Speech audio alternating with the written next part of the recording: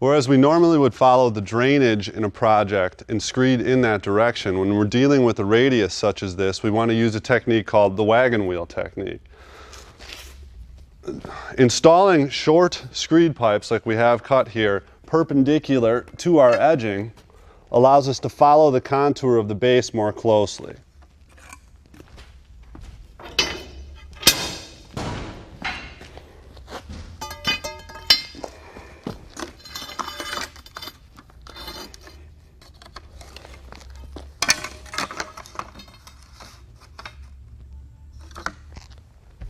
Now in a larger project, or a project with a much more slight curve, we would install our screed pipes in the wagon wheel technique a little bit farther apart. By doing this, we lock in the pipes so that when we begin screeding sand, we don't disturb them.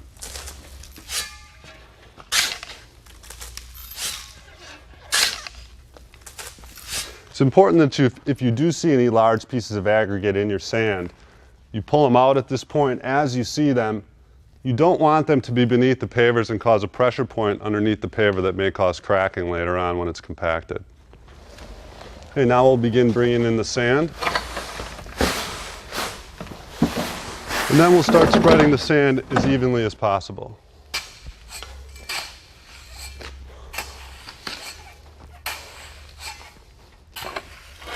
Okay, by exposing our screed pipe such as this, we're finding out where we're going to need more sand added. When we can see our low spots, it makes it really easy for us to come along and just add a little.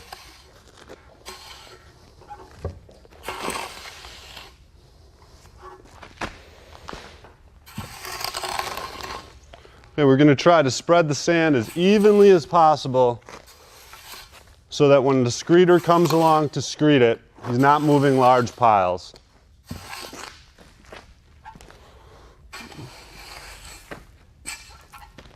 Now we're ready to screed. We want to choose a screed board that's small enough so that we can get tight into our radius.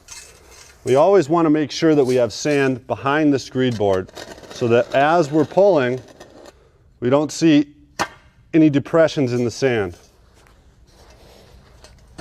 As sand begins to build up, the screeder should flip it backwards and keep filling in any depressions they find as they go.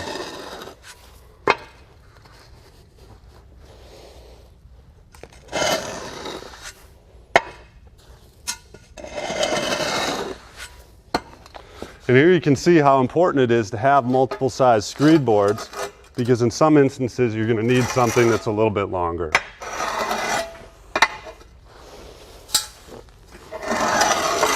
A quick way to kind of clean up right along the edge restraint here is we've taken a screed board and cut a 5/8 inch notch into it. We've done that so the screed board can ride on top of the edge restraint. As we do this, we're being careful not to let the free end of the screed board dig into the sand. The next thing we're going to do is to pull our screed pipe, but only the ones that we won't be using for the next run.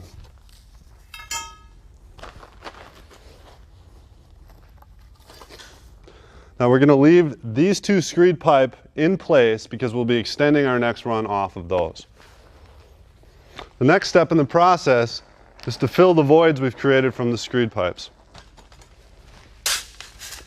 You do this just by grabbing some sand and throwing it in the void.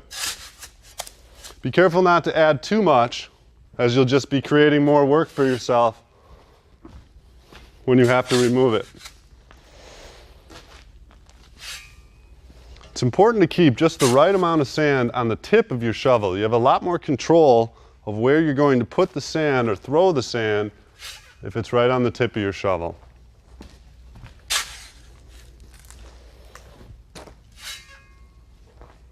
Once the voids are filled, we're going to come along with this tool to smooth out any imperfections we've made.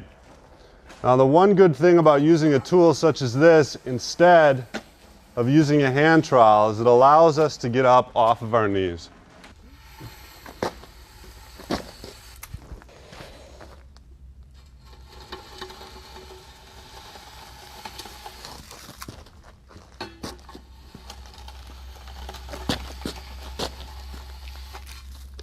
You can also fix any imperfections in the bedding sand by using a finishing trowel.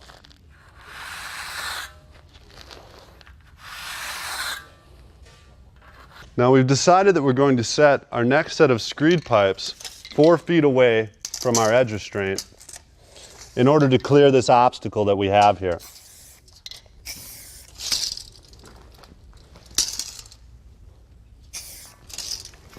Now when we place the screed pipe, notice how we're overlapping the two pieces. It's very important to do. You never want to butt two pieces of screed pipe up against one another's end because you can create possibly, if there's an imperfection in your base, a ridge. Okay, now we'll go ahead and cover the pipes.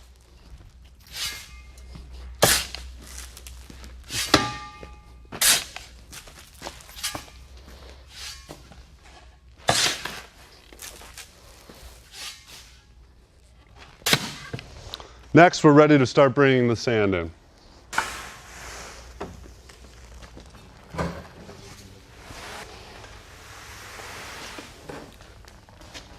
Important when you're doing this with a wheelbarrow, not to dig into the base with the tip of the wheelbarrow as the person's dumping it. Again, what we're looking for is a nice even cover of sand here.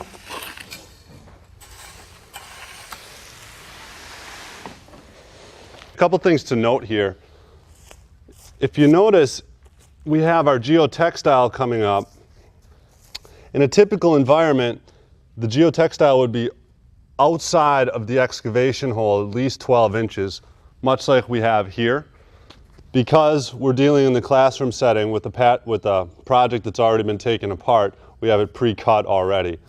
This is very important because the geotextile helps keep the sand in the system from escaping through any type of cracks in concrete curbs or so on.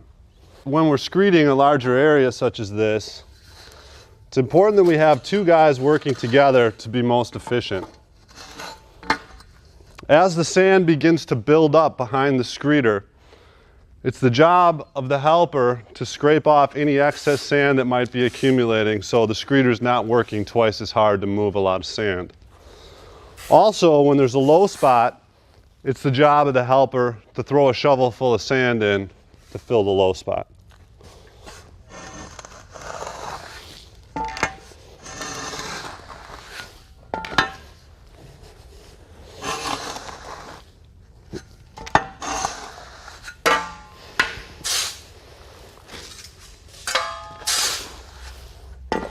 Now, a quick check. It's important to do this occasionally. When the screeder is down screeding sand, to have a torpedo level in his back pocket and do a quick check on the screed rail to make sure that we are getting drainage where we need to be. As you can see, our bubble's toward the back of the level, which is telling me we have drainage going this way, which is exactly where we wanted the base to be prior to screeding sand. You can see where this would be much more difficult if only one person was doing this.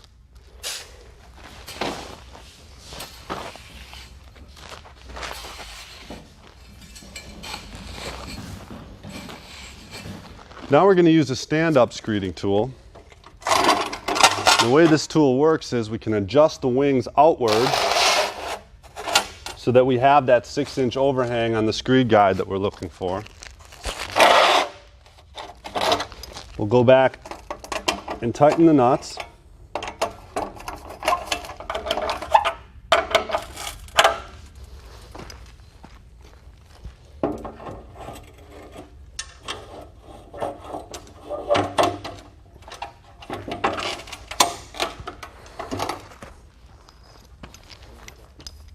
And we're ready to go. I'm low right there.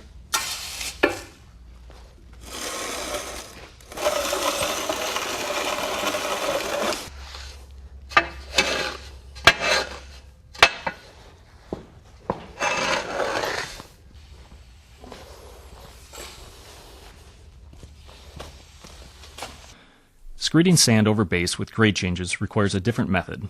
We normally recommend using 10-foot long screed pipes, but in areas with grade changes, they may be too long and bridge over the transition, causing the sand to be screeded deeper than 1 inch. In order to deal with this, Switch to shorter 5-foot screed pipes in these areas. The shorter pipe will lay in the transition and make better contact with the base, maintaining proper bedding thickness. When you get close to the end of your screed pipe, you're going to go ahead and slide the screed pipe down 2 to 3 feet. Or less, depending on how severe you have of a contour change in the base material. Then you can go ahead and continue to screed forward.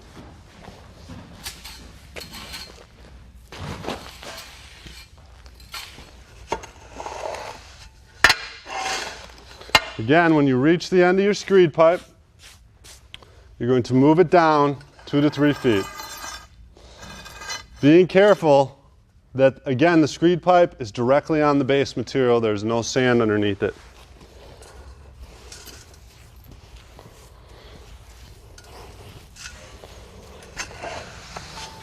There are times that a second screed pipe needs to be installed after sand has been placed on the base.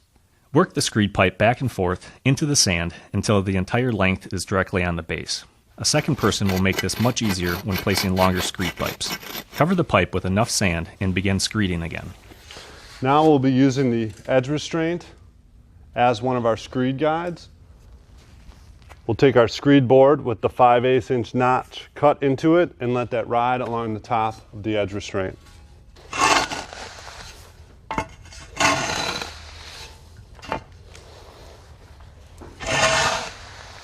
Another tool that becomes quite a help when you're screeding up against concrete curb is a screed guide tool. The way this tool works, your screed board inserts inside, it locks down on your screed board,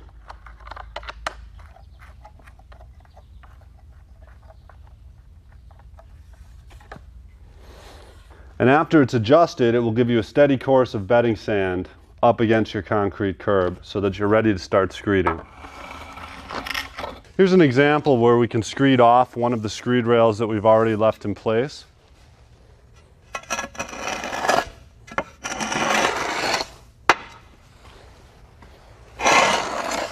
Occasionally there's going to be areas where a finishing trowel is the only tool you can use to get into such a small space.